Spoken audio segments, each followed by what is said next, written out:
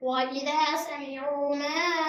أنزل إلى الرسول ترى أعينهم تفيض من الدمع مما عرفوا من الحق يقولون ربنا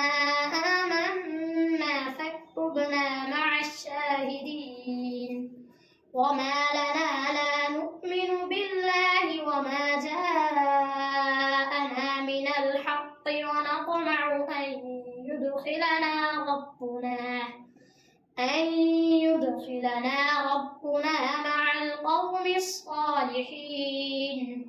فأثابهم الله بما قالوا جنات تجري من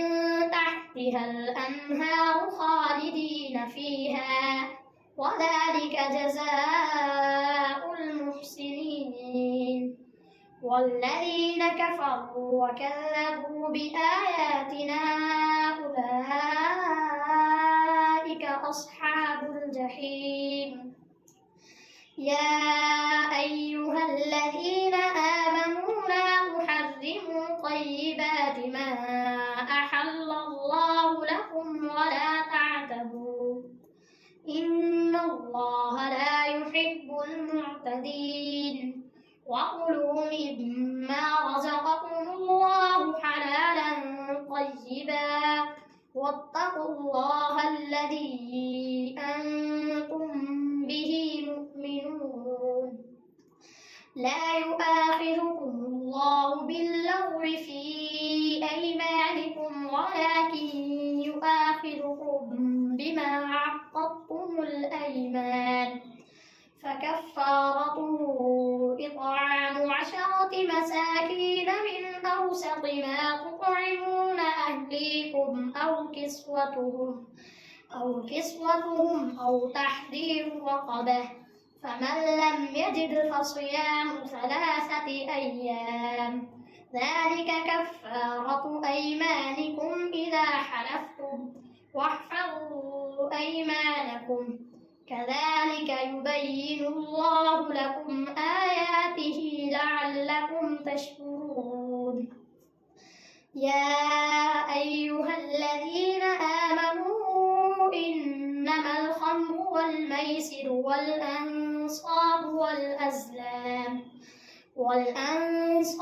والأزلام رجس من عمل الشيطان فاجتنبوه لعلكم تفلحون إنما يريد الشيطان أن يوقع بينكم العداوة والبغضاء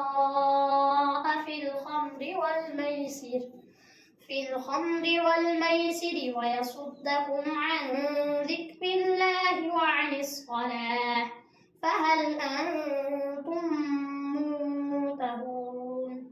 وأطيعوا الله وأطيعوا الرسول واحذروا فإن توليتم فاعلموا أنما على رسولنا البلاغ المبين ليس على الذين آمنوا وعملوا الصالحات جناح فيما طعموا إذا ما اتقوا وآمنوا وعملوا الصالحات ثم اتقوا وآمنوا ثم اتقوا وأحسنوا والله يحب المحسنين يا أيها الذين آمنوا ليبلونكم الله بشيء من الصيد تناله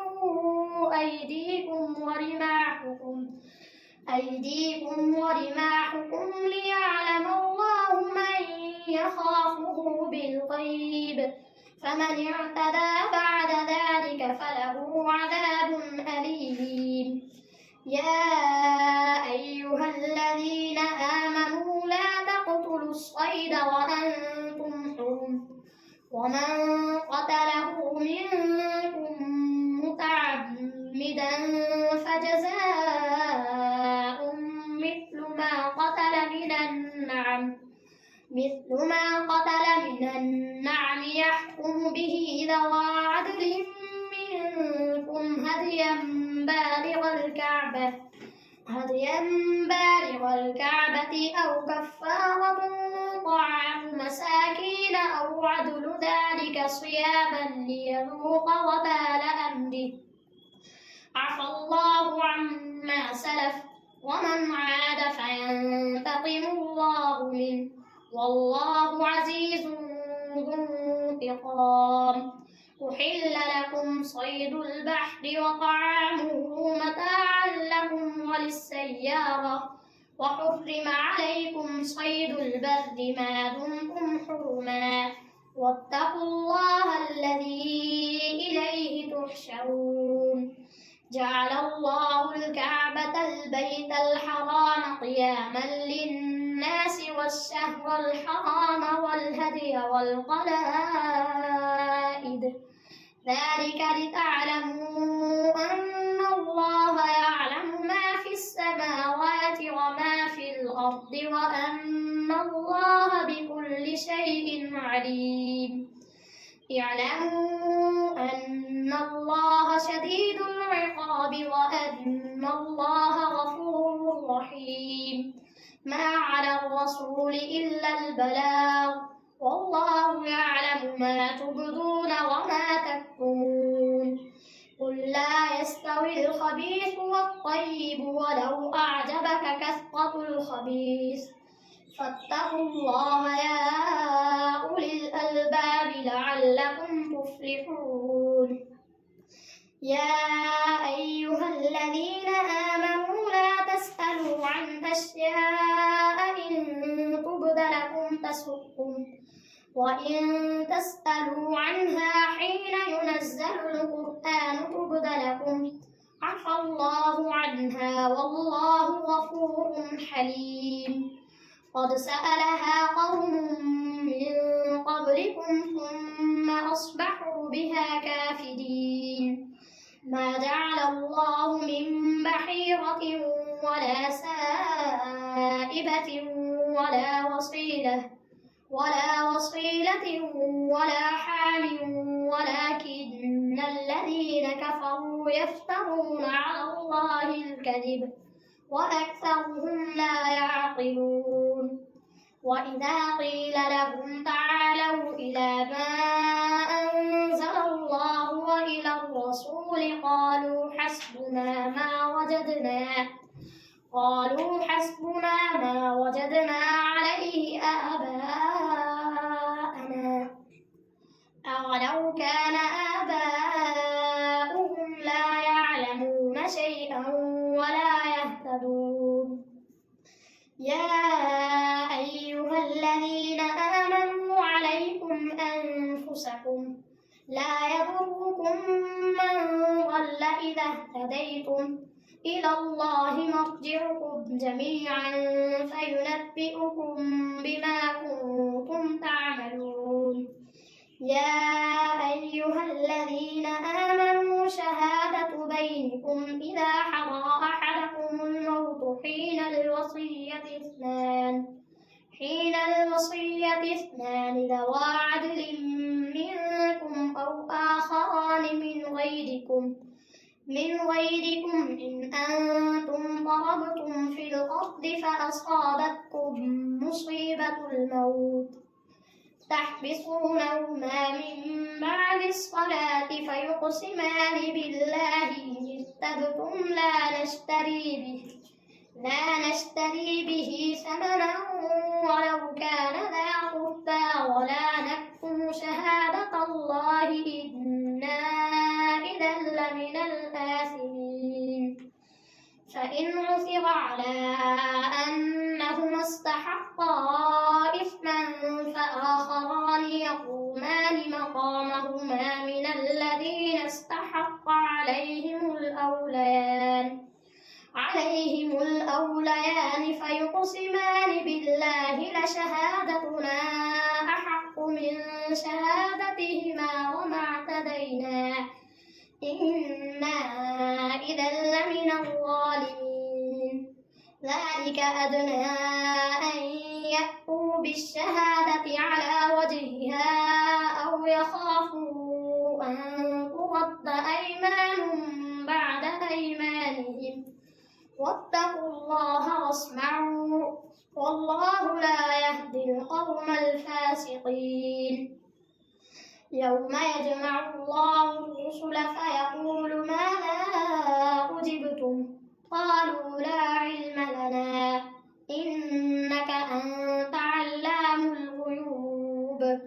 إذ قال الله يا عيسى ابن مريم اذكر نعمتي عليك وعلى والدتك إذ أيدتك بروح القدس تكلم الناس في المهد وكهلا وإذ علمتك الكتاب والحكمة والتوراة والإنجيل وإذ تخلق من الطين كهيئة الطير فأنفخ فيها فتكون طيرا بإذني وإذ تخلق من الطين كهيئة الطير بإذني فتنفخ فيها فتكون طيرا بإذني وتبرئ الأكمه والأبرص بإذني وإذ تخرج الموتى بإذني وإذ كففت بني إسرائيل عنك إذ جئتهم بالبينات فقال الذين كفروا منهم إن هذا إلا سحر مبين وإذ أوحيت إلى الحواريين أن آمنوا بي وبرسولي قالوا آمنا واشهد بأننا مسلمون إذ قال الحواريون يا عيسى ابن مريم هل يستطيع ربك أن ينزل علينا مائدة من السماء قال اتقوا الله إن كنتم مؤمنين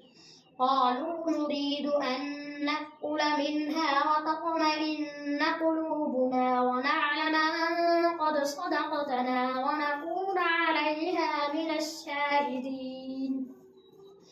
قال عيسى ابن مريم اللهم ربنا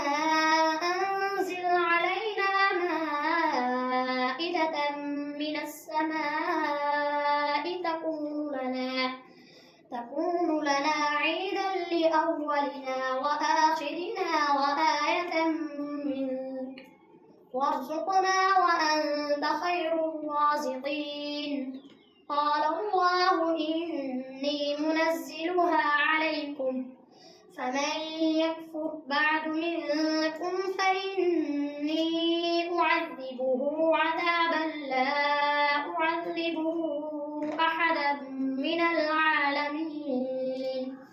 وإذ قال الله يا عيسى ابن مريم أنت قلت للناس اتخذوني وأمي إلهين من دون الله قال سبحانك ما يكون لي أن أقول ما ليس لي بحق إن كنت قلته فقد علمته تعلم ما في نفسي ولا أعلم ما في نفسك إنك أنت علام الغيوب ما قلت لهم إلا ما أمرتني به أن اعبدوا الله ربي وربكم وكنت عليهم شهيدا ما دمت فيهم فلما توفيتني كنت أنت الرقيب عليهم وأنت على كل شيء شهيد إن تعذبهم فإنهم عبادك وإن تغفر لهم فإنك أنت العزيز الحكيم قال الله هذا يوم ينفع الصادقين صدقهم لهم جنات تجري من تحتها الأنهار خالدين فيها أبدا رضي الله عنهم ورضوا عنه ذلك الفوز العظيم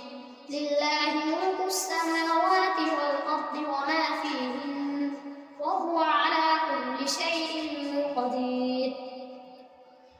الحمد لله الذي خلق السماوات والأرض وجعل الظلمات والنور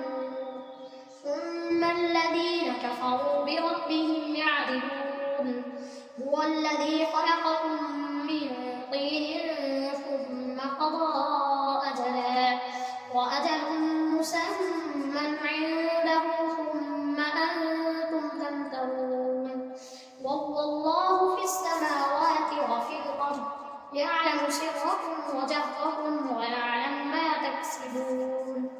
وما تأتيهم من آية من آيات ربهم إلا كانوا عنها معرضين فقد كذبوا بالحق لما جاءهم فسوف يأتيهم أنباء ما كانوا به يستهزئون ألم يروا كم أهلكنا من قبلهم من قرن مكناهم في الأرض ما لم نمكن لكم وأرسلنا السماء عليهم مدرارا وجعلنا الأنهار تجري من تحتهم فأهلكناهم بذنوبهم وأنشأنا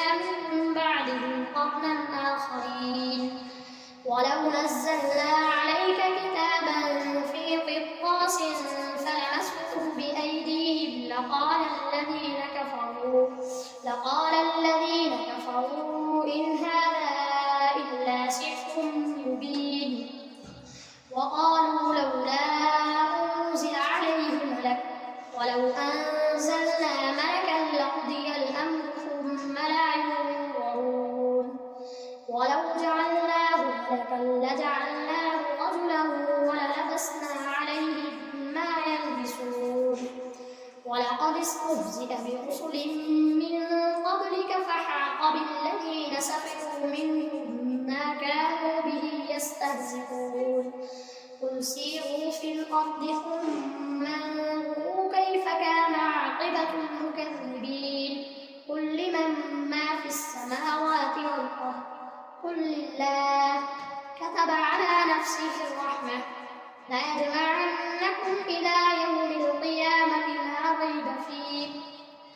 الذين خسروا أنفسهم فهم لا يؤمنون وله ما سكن في الليل والنهار وهو السميع العليم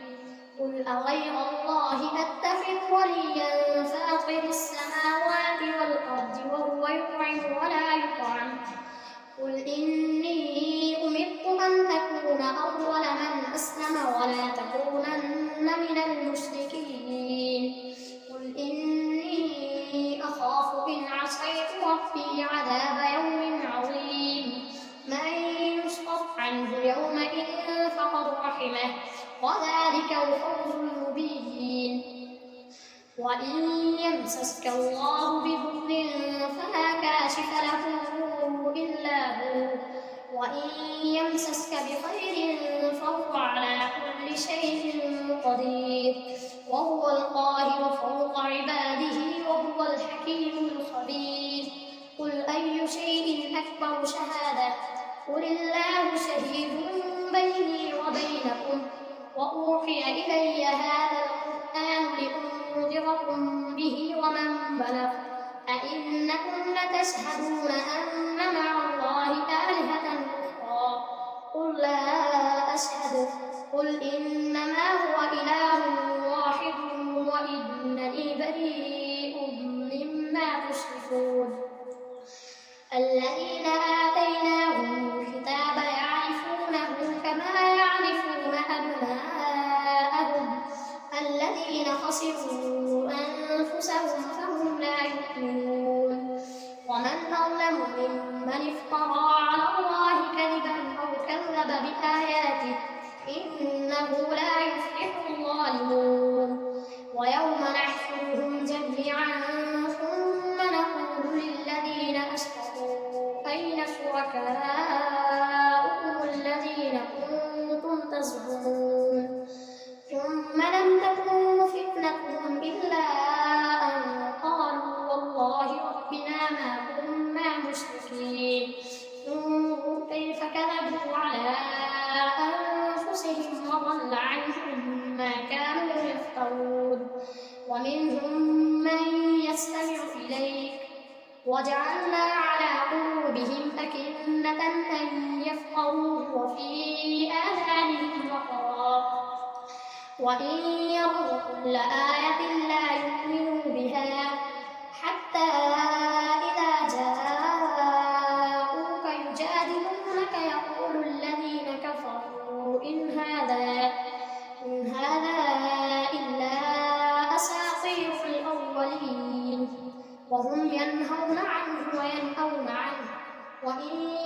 يهلكون إلا أنفسهم وما يشعرون ولو ترى إذ وقفوا على النار فقالوا يا ليتنا نرد ولا نكذب بآيات ربنا ونكون من المؤمنين بل بدا لهم ما كانوا يخفون من قبل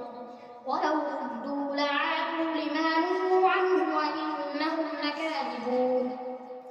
وقالوا إن هي إلا حياتنا الدنيا وما نحن بمبعوثين ولو ترى إذ وقفوا على ربهم قال أليس هذا بالحق قالوا بلى وربنا قال فذوقوا العذاب بما كنتم تكفرون قد خسر الذين كذبوا بلقاء الله حتى إذا جاءتهم الساعة بغتة قالوا يا حسرتنا على ما فرطنا فيها وهم يحملون أوزارهم على ظهورهم ألا ساء ما يزرون قد نعلم إنه ليحزنك الذي يقولون فإنهم وما الحياة الدنيا إلا لعب وله وللآخرة خير للذين يتقون وما الحياة الدنيا إلا لعب وله وللدار الآخرة خير للذين يتقون أفلا تعقلون قد نعلم إنه ليحزنك الذي يقولون فإنهم لا يكذبونك ولكن الظالمين بآيات الله يجحدون